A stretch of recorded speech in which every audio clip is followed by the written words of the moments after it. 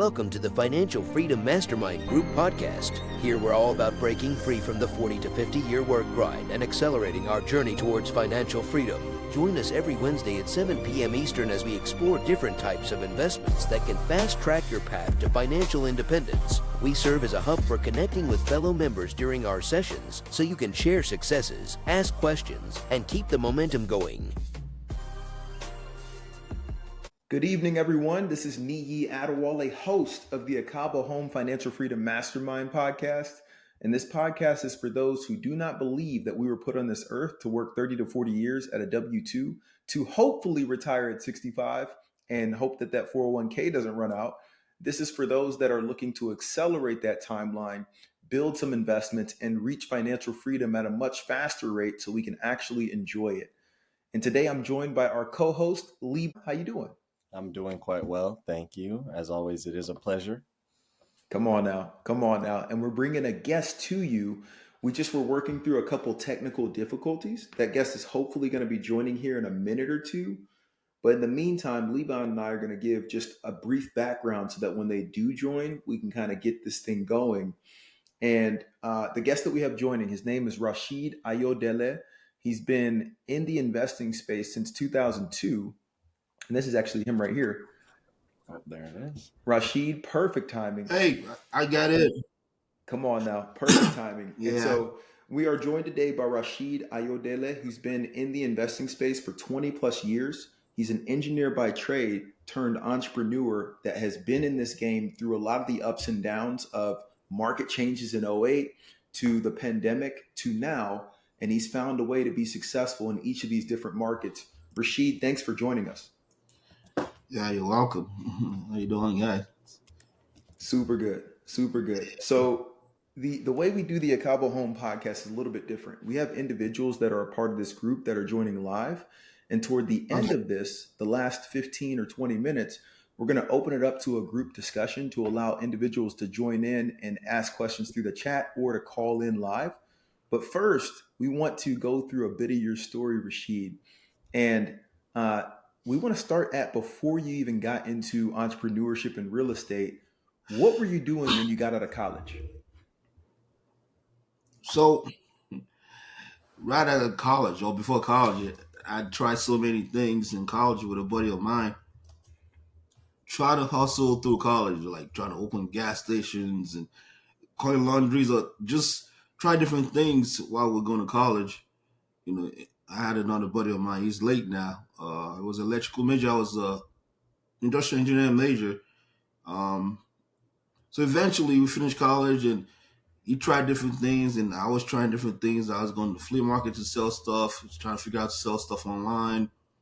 So I just kept working in the field. I worked for the at the Warner Robins Air Force Base in Warner Robins as an engineer out of college. In the meantime, I was still figuring out myself, what direction I wanted to move in. So I moved to Warner Robins, came back after a year, started working for Lucent Technologies, then went to Georgia Power. And I bounced around, but I was never happy. I'd go to work, just doing basic minimum. Uh-huh. So eventually I started, pay wasn't good enough. It was like $40,000 a year as an engineer, and I was never fulfilled. And so I was doing valet parking at nights and stuff like that. And eventually I needed something to replace, to get an extra income. So I started selling stuff online. So then, basically selling stuff, buying stuff from Ali back in the day and selling on eBay and stuff like that. And eventually I started selling, at that time, I started selling up to $1 million of what the merchandise every year on eBay. wow. So I was still working full time, and then eventually I built a website with a couple of buddies of mine out of the country. So we built up kind of like an international perfume company, and people would order from basically Europe from us, and would ship to them. Eventually, we started that, and I started making decent money from that. And I was working full time. Eventually, I got laid off one more time, because that was a trend then, getting laid off after a year or two. It was like the same cycle. I was tired of that. So this last time, I wanted to get laid off. As a matter of fact, I told my boss, I said, I know you guys are laying off again, but can you please make sure my name is on the list? I told him, literally. He said, oh, you're such a good man, Rashid. I said, sure. Because I was always scared to live on my own, right? Even though I was doing okay, I would just sell like perfumes, and like during the break time, I would have bags to go take to the post office. And I'm like, what are you doing, Rashid? I'm like, I'm just selling online. Eventually, yeah, we did a website, and I said back then I used to ship from the basement and take it to work, doing the work and mail it. So when I started full time, we started doing what you call drop ship. So we started drop shipping a lot of. I hooked up with a couple of suppliers. They were shipping. I would sell the product, and they would ship straight to my customers. So after that, I knew once that site started kind of like building up, I woke up one day and I went to my eBay account, lights out for no reason. They kind of like took me out for no reason, because sometimes when you sell a lot, the brands don't want you to sell certain things, and they don't give any reason. They just kill you because they don't. You messing up their numbers, because I was selling with low margins, with volume, but I had the website as a backup. So, we started growing the website. Eventually, I said I needed some kind of a backup business, because I always have a backup business just in case something happens to one here at once. So that's when I started buying real estate one at a time. Like with a profit of every year, I'd pick up one or two, But back then, I was doing just long-term rentals and stuff like that. Picked up And a Rasheed, couple. Yeah. we want to dive in that real estate piece, but you said you kind of went through a bunch of different portions that I know individuals are interested in and want to learn more about. The real estate's what we're going to focus on, definitely. But you mentioned wanting to be fired from the job.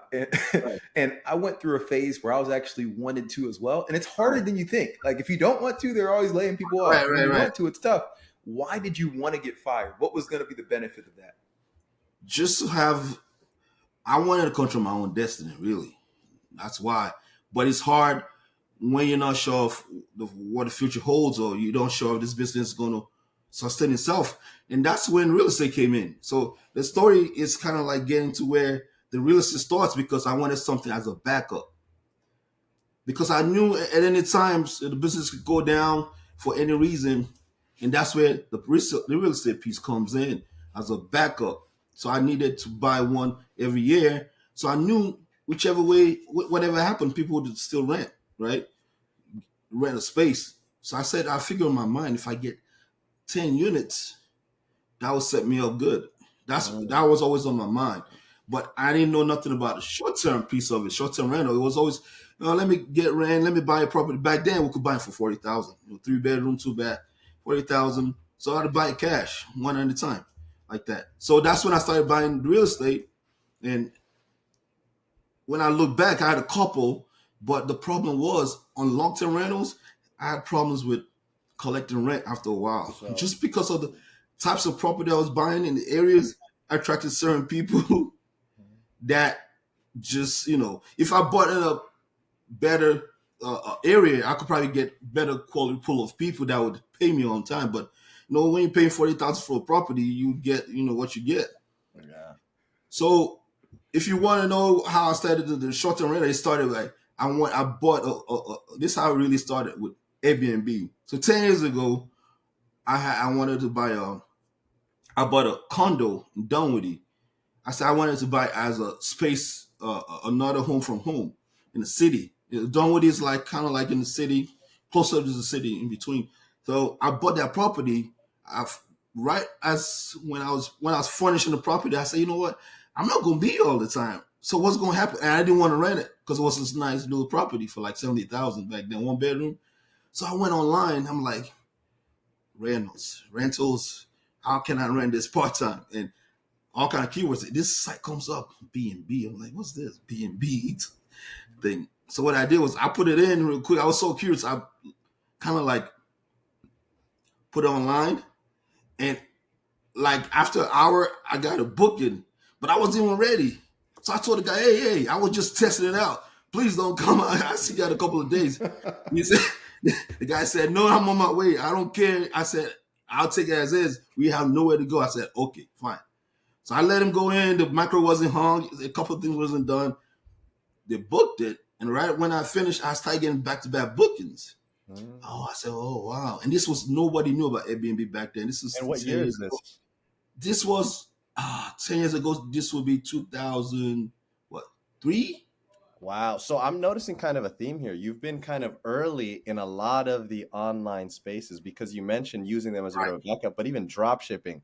Now it's common. It's known, hey, get things shipped over, But what kind of brought about that and you being early on a lot of these things like you were with the drop shipping?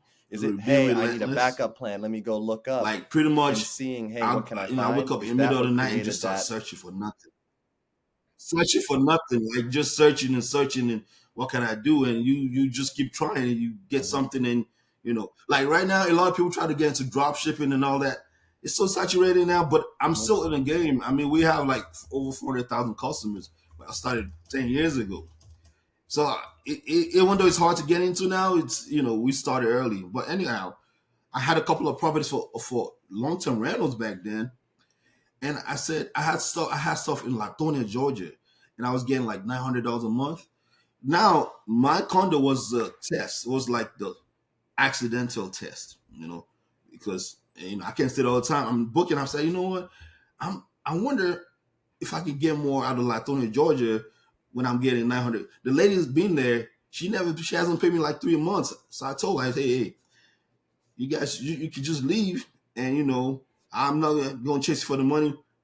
In my mind, I wanted to try it out. So I typed in Latonia, Georgia, and I saw like crappy properties ready for with a lot of reviews. Early people that started, like not even furnished well, whole houses, and people, they were getting like a lot of reviews and they would charge like $150 a night for a crappy property.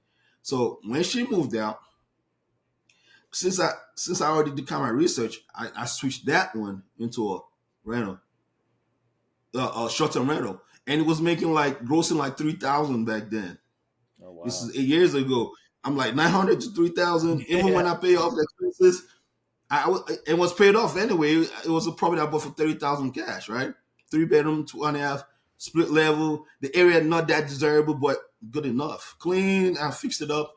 So I was grossing 3,000, 3,500 like that. So I'm like, oh shoot. So that's when the light bulb hit. I said, I switched to more like that into short-term rentals. And then I was getting like a property every year. But if I did it, the way I did it was I didn't want single family because I want to scale fast enough. So I would target like duplexes, triplexes, stuff like that, properties like that, where I can have 3 units on one location. So that way I can get to my goal of however many units I want. And over the years, that's how I just said it. Or I would get a house with a basement and say 1 unit upstairs and 1 downstairs, that'll be 2. So I started doing a lot of house hacking. When you and I want to get into that house hacking piece, but you just mentioned something that was incredible, right? You stayed consistent through the years and kept buying, even though your strategy changed, you kept acquiring real estate.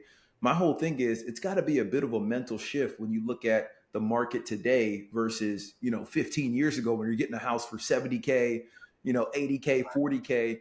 So what kept you motivated throughout the years to continue purchasing as somebody that's been through that full cycle? I mean, I always just believe in the power of volume. So once you're in a type of business, where I was selling 1 item and I wanted to say, oh, if only I could sell 10 items or 20 items. It's all a matter of scaling. So I knew it didn't matter. I was ahead of the game and I knew I could make more. I could get more. ROI back then was like 300%, 200%. So it's like, you can't beat that. So it's like, all I got to do is do more. If I do more, even, if the competition comes, you got more. And then you bought properties at cheaper prices. So, you could always, even if it gets more expensive, you have in your portfolio some cheaper selection of properties where you can make more money here. And the way I do it, as a matter of fact, is if I buy a duplex, I make more. It's 2 doors, 3 doors. And so how can you compete with me? When I see a lot of guys online, they have a single family, they can't compete even if I buy at a higher price. Because I see that they're buying single family homes, one door, one mortgage. I'm buying, even if I get a mortgage and I pay $300,000, I got 3 doors. Yeah. I can reduce the price to compete and kick everybody out.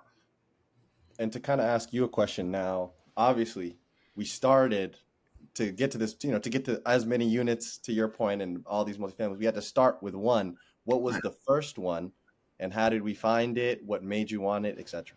And I think his internet just cut out. But what was that first property that you got, and how did it go? So that was the Latonia property, the 2.5 split level house. That was like the true test, because I figured that wasn't a desirable area. As a matter of fact, that neighborhood was old, and just old neighborhoods. Like you would never think nobody would come over there. But it was all about making a space kind of nicer, as long as it's safe. And people can get past the safe and clean, and we don't have people walking around. We didn't have that. It was just an older neighborhood, and I figured once I could figure that people just want a safe, clean space. It doesn't matter how old the house is, and it was still producing. So all I needed to do was buy just a little bit better properties. That's it. I didn't have to go into a posh area to I could just stay below a price mark to be able to compete. I didn't have to go buy a $500,000 property thinking, it's going to be it's going to make me more money. I just bought properties that were kind of like very reasonable priced, multi-units, kind of like that. The only downside to that is buying those properties sometimes attract a certain kind of people. I don't know if it's their thinking or if it's, because it's like if you say you bought in like Alpharetta, Georgia, a lot of times you're going to get people that can afford Alpharetta, Georgia. They're not going to complain as much. Everything's going to go smoother. But if you go buy in Riverdale, Georgia, the price is lower. They're going to give you a hard time each time, every time. So you got to know how to deal with people, especially our people, Yeah. Hey, come on. Yeah, Now. it's hard. We know. With that in mind, I know we were talking about the lead up to this. You mentioned something about one of the first failures that happened early on, right? And this is something, if you're in this game long enough, it's not going to be all roses and sunshine, right? You mentioned a deal where somebody tried to scam you, or what happened with that deal? Oh, yeah. It was some type of mentor. I wanted a mentor, right? So this guy was a bigger brother. He just passed like last month, as a matter of fact. So he was buying properties. It was doing investment, whatever. I didn't know what he was doing. So he came to church and he was trying to get people and said, no, you could buy properties, and you could buy properties that was going through that word. I can't say that word again.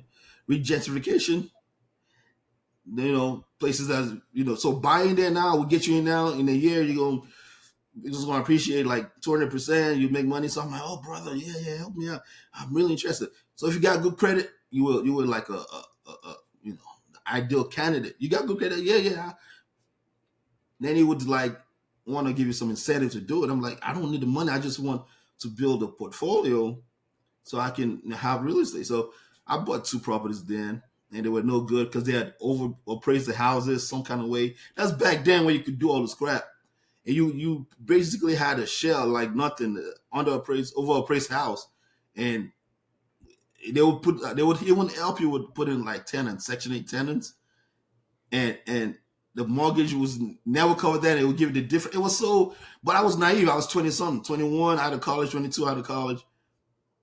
And I kind of believed it. You know what? My gut told me it wasn't right, but it was people I knew. I said, and his brother would never do me wrong, blah, blah, blah. But you become, you just put your guards down because you really know these people and you didn't think they would do that. So by the time I realized, I'm like, oh man, I had to let the houses go. That was before I bought the Latonia house. So I let it go. I was still doing my e-commerce business. Back then, it was right before I was getting married. So before I let it go, I bought my main residence and then let us to go so that I could, because if I did it afterwards, I won't be able to get my own private residence. So I bought my residence, let those two go. And after like 6-7 years, that's when I started buying for cash. And nice. And that was like the 08, 09, roughly that time where everything was kind of going crazy. Right. But at that time I was spending some money from e-commerce that I could buy houses cash back then, So but that was the right way to do it, So like what we lack a lot of times in our community is mentorship. And when you seek a mentor and people, there's a lot of bad people that's won't tell you the truth. They just selfish and all they're thinking about making a quick buck, and and that's what happened. And to kind of piggyback, because you guys mentioned earlier, you are one of the few investors that we've kind of spoken to that's invested, one, long enough, and two, has survived 2008, 2009. People are always constantly scared of investing. Even now we hear, hey, rates are super high. It's kind of tough. Now's not a good time to invest or buy. But arguably 2009 was one of the worst times to buy by everyone's metric because market's down, everyone's kind of down. What was your philosophy in kind of continuing and saying, hey, everyone else is wrong, I'm gonna double down, I'm gonna keep buying, to now where you're just dropping? But it only makes sense. You buy it when the houses are super low. I showed Nii my house one day, and I asked him to guess how much I paid for it. So it was one of those times where I bought the house for nothing. But it would only make sense if you have extra cash for it. So you got to be ready for these things, At that time, a lot of people were doing bad. I was doing good because I was on e-commerce. It didn't really, I was thriving then. So I had the cash to do it. So that's why a lot of people were known, because a lot of these deals, you had to have cash. Nobody was loaning anybody money. So I would buy 1, 2 every year. And it lasted for like between 08 to like 2009, 10, 11, 12. That's when it started getting better. But at that time, you could still buy with a loan, for a little bit more. I mean, if you bought something like 11, 12, 13, you'll be doing so good. So that's all it is. I always go the other way. When people don't want to buy, that's when I buy. I go against the grain every time. It's made you money. Hey, like right now, the interest is high. It's better to buy now. People keep saying, "Oh, I'll wait till the interest goes low." But guess what? Once the interest goes low, there's a lot of competition. You can't get the quality of property you want. Each time you bid for it, it's gone. So now you buy it right now. You wait for interest to go low later, and you can refi, because you don't have to compete against all these people. Now you got time for a property that's just sitting there. You got potential. You buy it at a higher rate. But if you buy the right property, you could cash flow really good, and making sure, like in my case, I try to buy multi-dwellings, 2-3 units. I know even if I pay 20%, I still make money. Interest, I still make money. I won't worry about it. I only worry about cash flow. And that's, and buy when there's no competition. Agreed. I think it's sound advice. I mean, last year, while interest rates were still accelerating, I think we talked about it, about a 4-unit up in Snellville. Right. And my interest rate is above 9 because I'm buying it at 1099 stuff. But this year, with them cutting rates, I think I'm going to be able to refinance that back to like a 6.5 or a 7, and that's going to shave a lot off. So it's going to turn a good deal into a great deal, and kind of make it keep going from there. Right, because at that time, probably nobody wanted to buy it. You had a clear shot to get it, because if interest was 5%, trust me, you got people in China buying. They'll buy it. Hey, they'll outbid you. Hey, man, bro, I've worked with some clients. I've worked with some clients in different areas, man. I saw a property like 2 years ago when everything was going crazy. It was in Snellville. I went onto the property. I mean, potentially I could turn this property into like a 6-unit. It was just older building, but it was just a bunch of buildings. And I'm like, they wanted like 230, and I bid it like I was the first to get it, but they wanted me to pay cash, and somebody bid it just 10,000 over, and they got it. I was the first to say it though. I said, no, I get it, but it's because at that time a lot of people were looking at it. The interest was low, and that would have been a great cash loan. I would need to put like 150,000 too, but it would have been like at least 5 to 6 units. The way it was set up, I would have cut it in such a way that I get 6 million units and have people, booking Airbnb style, just short term, and I won't even worry about long term. I like it. I like it. Yeah. To that point, this is kind of accelerating toward the end of the story before we open up to the rest of the group, because I know there's going to be a lot of questions coming. But the short-term rental side, right? You're one of the individuals that I connected with and was super impressed and got some advice on just different items, because you own 20 plus short-term rentals and also co-host a couple as well. How did you get into building that big short-term rental portfolio and getting it to the level it is now?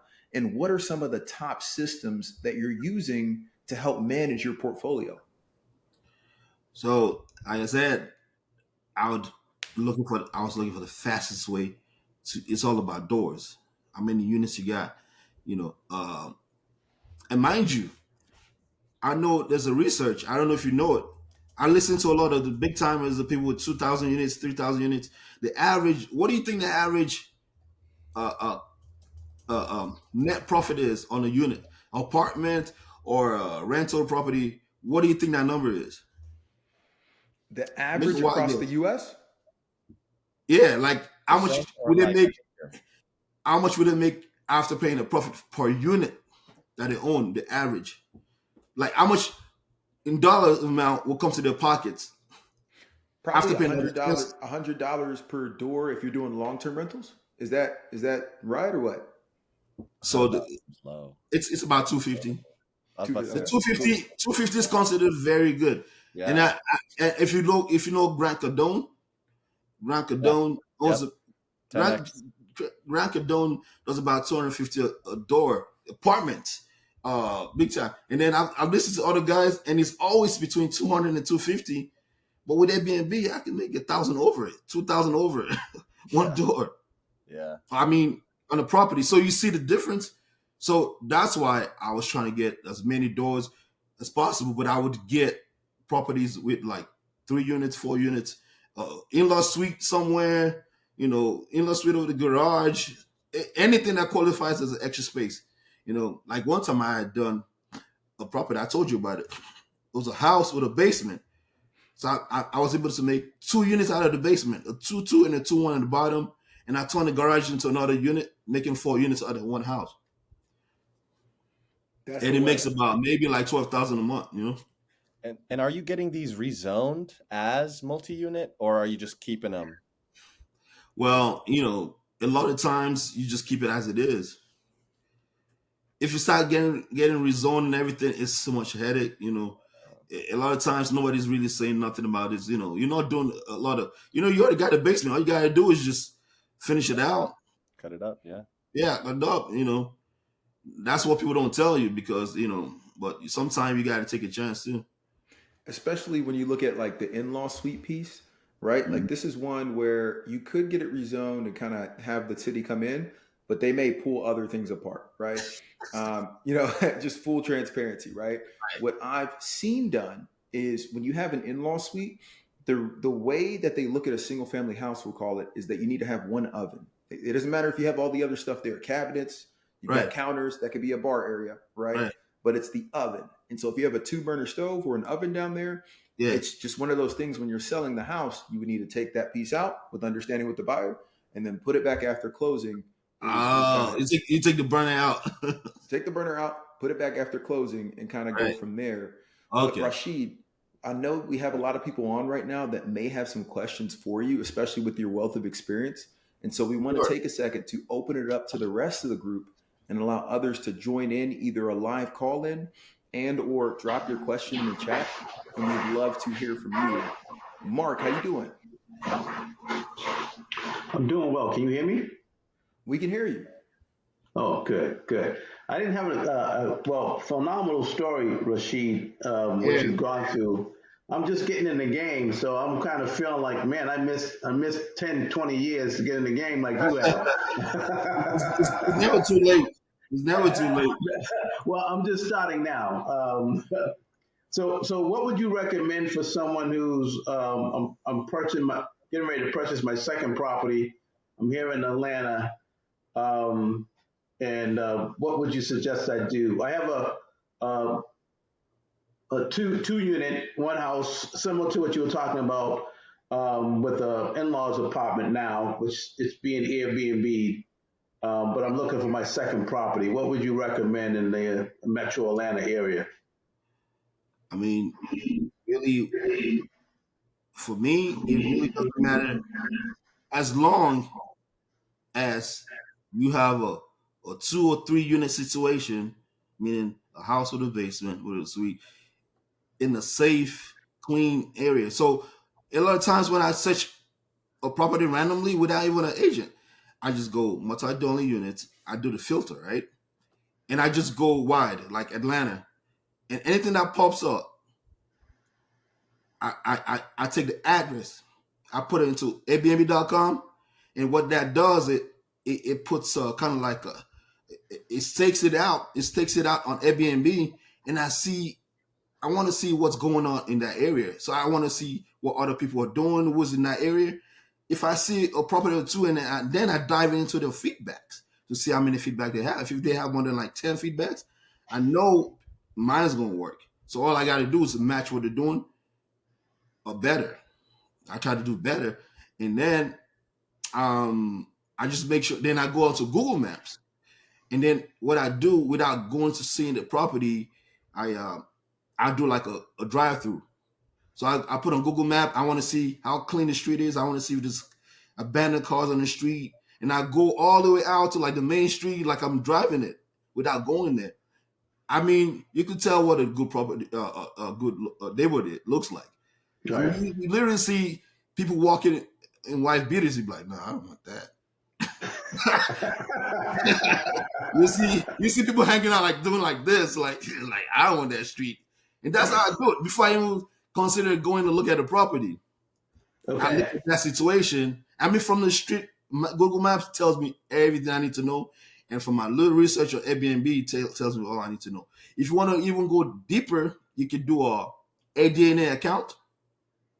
AirDNA, all that does. Yeah.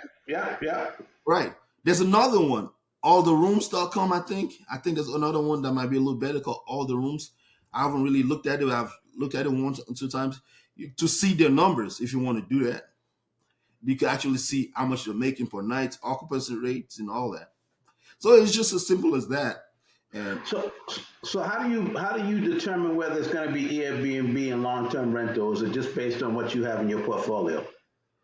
I don't even try to shoot for long-term rentals. I don't want to do it.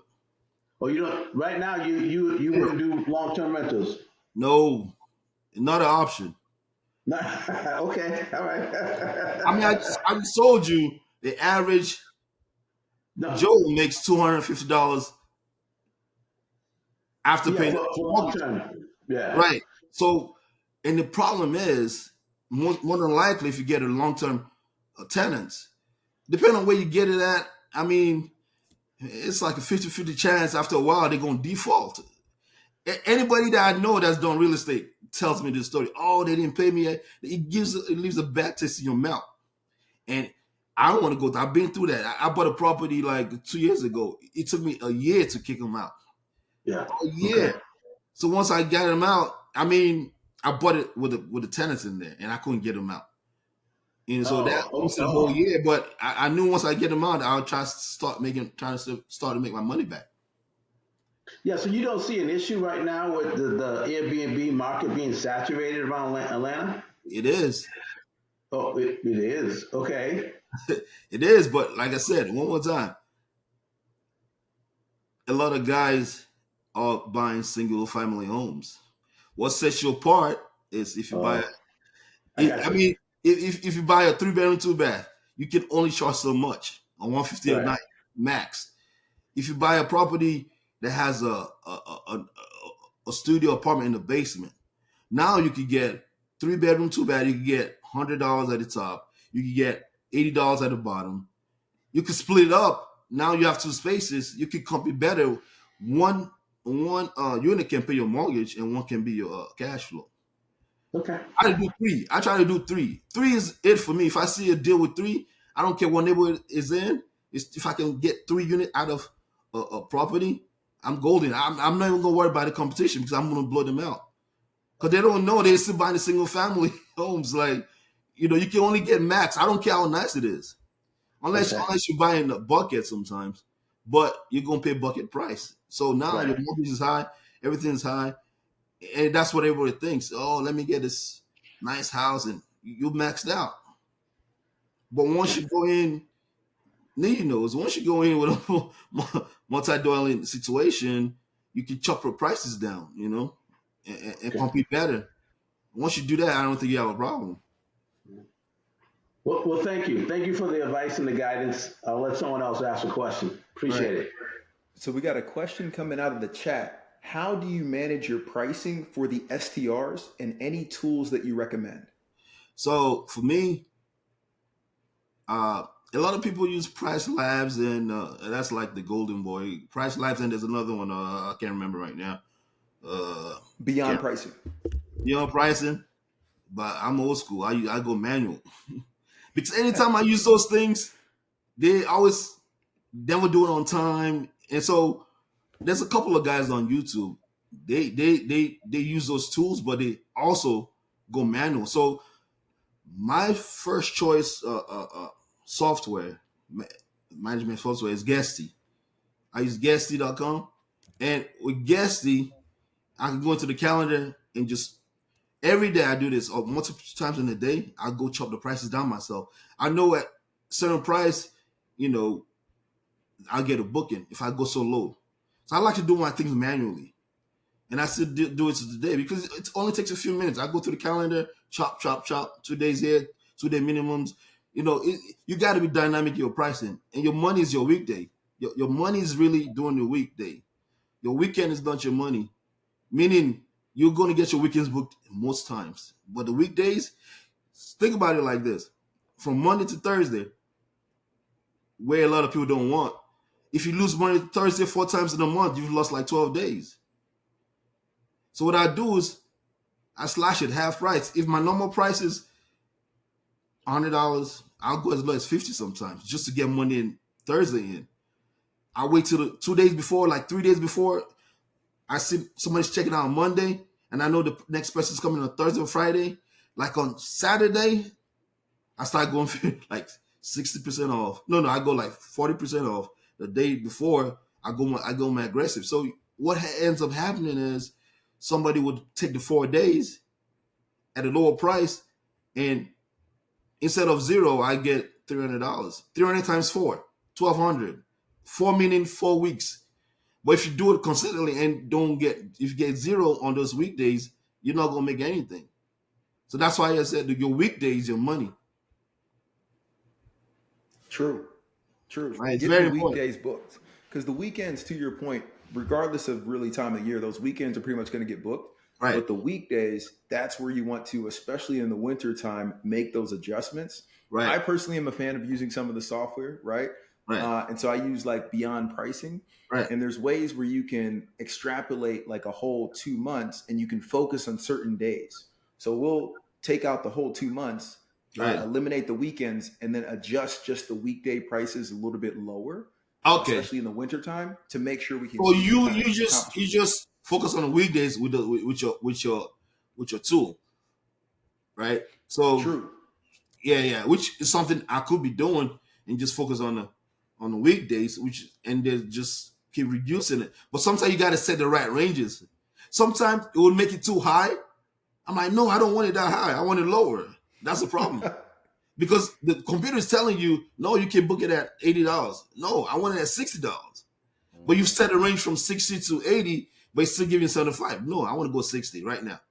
I'm not playing games. Let's go 60, be done with it. Whoever takes it. I don't have to worry about that. Then I see it all booked.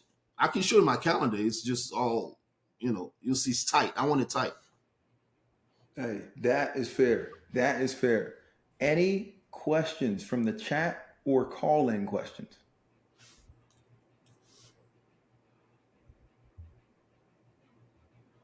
Rasheed, what is one piece of advice that you would leave our listeners with when it comes to the real estate investing game?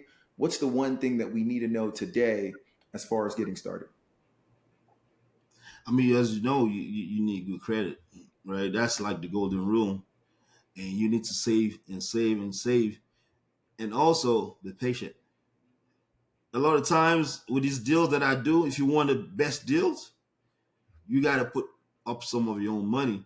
It's very hard to get a turnkey Airbnb property, that just gonna just go. You're just gonna take it over and you start right away. So a lot of times my turnaround takes as long as 3 years. Sometimes I've seen it where I got to, get these people out of there. I got to chop it up into pieces. Like I've had a duplex that I turned to like a 4 unit. So I got to do a lot of, changes. And then you got to get a good team, contractors. Those people will kill you because they're never on time.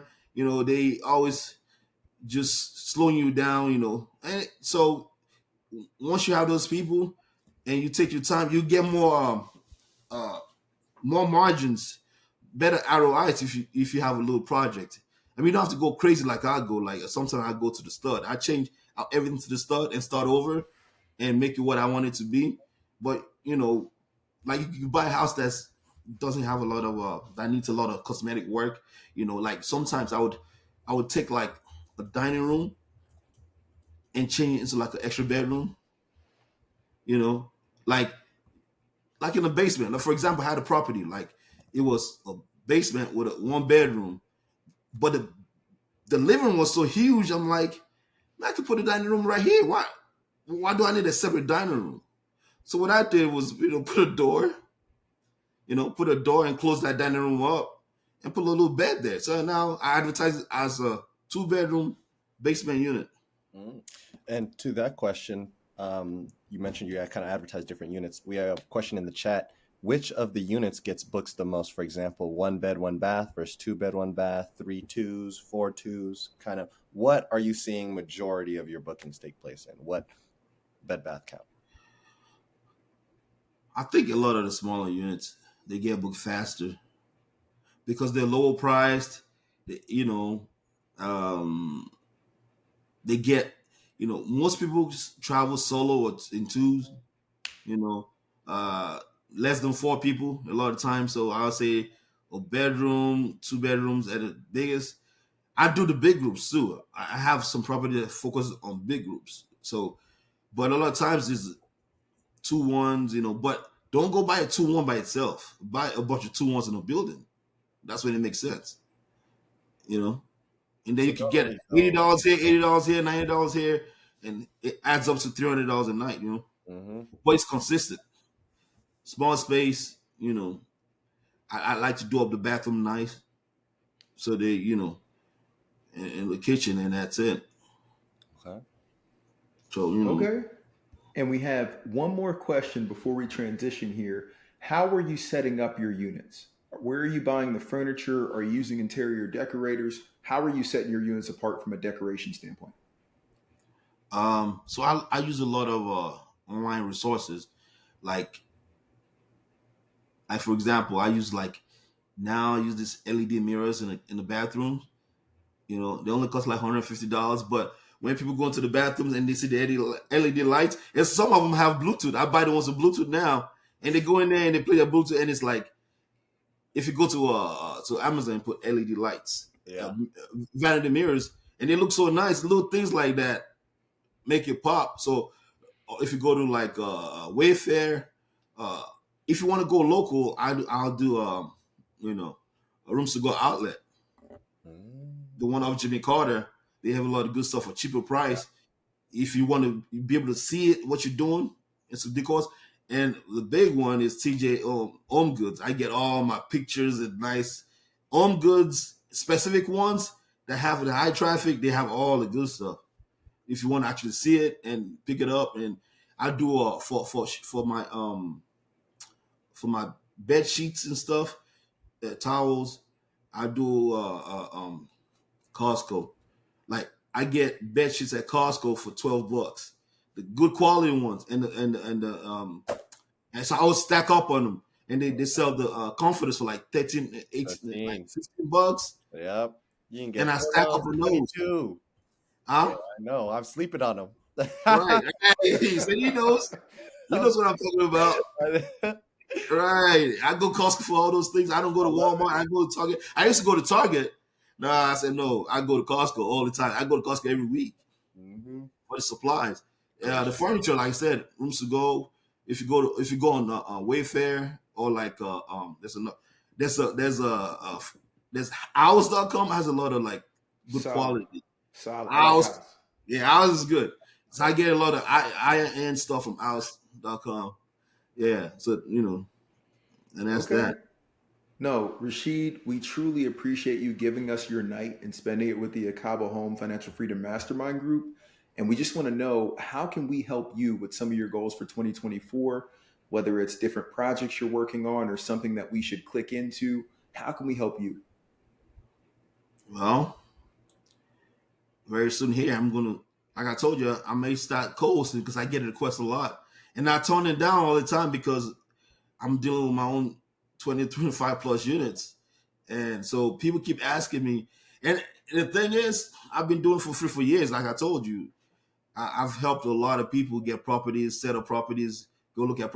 As a matter of fact, last weekend, the guy was doing 3 units. He had me go to 3 different locations: Conyers, Riverdale, and Lilburn. He said, "Oh man, Rasheed, when I finish, you're gonna help me." I'm like, "Man, I need to start charging now because I'm just helping everybody for free." It's like, because I'm like this. It's like a lot of people. I feel like if you help the next man next to you, that way is the way in our community we can build each other up. It's lack of information. People don't know these things. And a lot of people don't get it to buy a property and start seeing the money. They said, "Oh shit, I get it now." There's a neighbor of mine. He's actually African as well. I said, "Trust me, just buy this." He bought a unit in Decatur. It was old, and he bought the place. It was 3 units. It was 2 in the basement, 2 units in the basement, and 1 on top. He paid like $300,000 for it.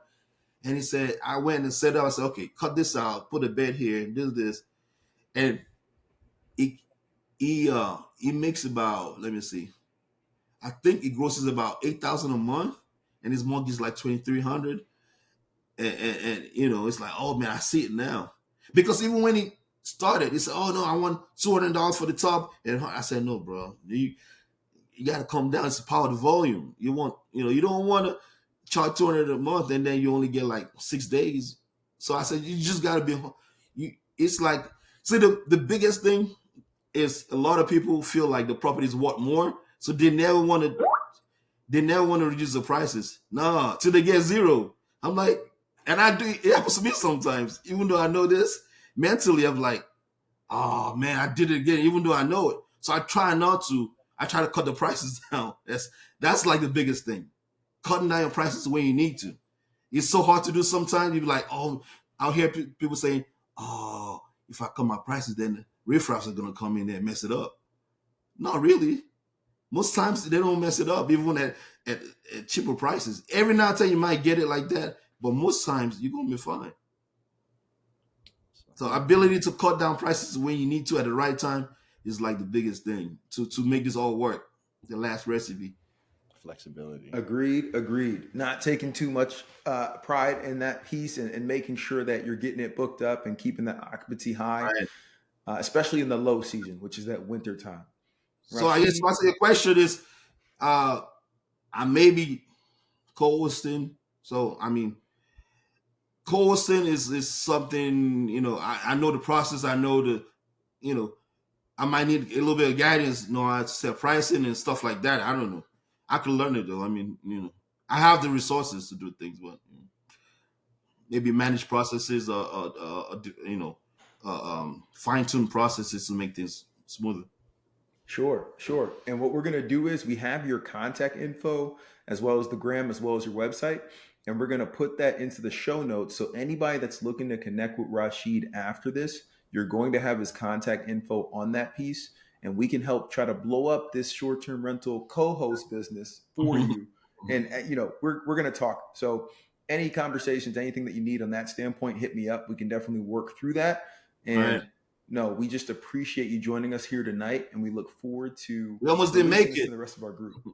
You said what? We almost didn't make it because I had to restart my computer 10 times. Yeah, I know. Hey, but we figured it out. I don't know what was going on with the Chrome, but we figured that thing out. And you know the funny thing? For some reason, like right before the call, I was so sleepy. I fell asleep. I fell asleep into a deep sleep. The sleep. My wife was. I set my alarm. And I told my wife, just wake me up if I don't wake up. She started waking up. I'm like, leave me alone. He said, you told me to wake you up. I'm like, oh, shit. I ran to my basement. I said, oh, shit. Oh, yeah, you're right. Because sometimes with this Airbnb, I have a lot of horror stories. I didn't even tell you guys. Man, I've had a lot. Like during COVID, I had like shootings. I had like people drug dealing. Like we'll bring them back. One time I had a baby die in a property. Can you imagine that? Yeah. This guy was neglecting his baby and baby started crying. And I saw on the camera he was panicking. Come to know he was starving the baby. He made the news. It was starving the baby. I've had a lot of horrors. I've had a shooting where I had to go clean blood. So I've been through everything. I've had a situation where, listen to this. The girl checked in my property, let a guy in around 3 o'clock in the morning. And she calls me and say, hey, can you look at the camera? I say, yeah, what's wrong? What's up? I feel funny. I'm like, you feel funny? What happened? I feel like being violated. I said, what? So I look into the camera and I see that a guy was coming in at 3 o'clock, but she let him in. Now the cops are calling me asking, what did I see? But I'm like, he didn't have no code. Why? She said, oh, I don't know if I let him in or not. I don't remember. But apparently, she probably has something together and she forgot, or now she wants to get this guy in trouble.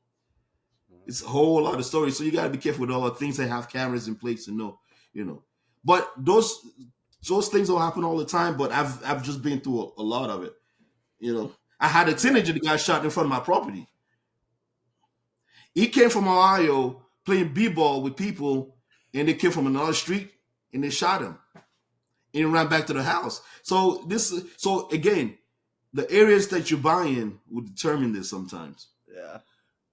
Yeah. So I've sold a couple of properties in that areas. And just so that we can that was gonna be my next question. Yeah, what's the areas? What can we avoid? I'm like, let me not stand. I just told you like 5 stories in like a minute. Hey, yeah, no. We'll have to bring him back on. How to avoid red flags, how to avoid red flags. We should have started. We're gonna circle back to this. We're hitting at time. We appreciate you joining, but we're definitely gonna bring you back on in a couple months to circle back on some horror stories. Because I think people will get a lot of one. It'll make the situations they're going through seem a lot more minuscule, and I try to tell some of mine. Right, and mine's bad. But I thought mine were bad. Yeah. But Rasheed, we appreciate you, man, and we are gonna call it a night. All right, I will hit you up a bit later. But everybody, thank you for joining tonight. And again, we're gonna get his contact info into the show notes. So feel free to reach out to Rasheed for any advice from short-term rental management or even getting started. And I'm sure he'd be happy to help.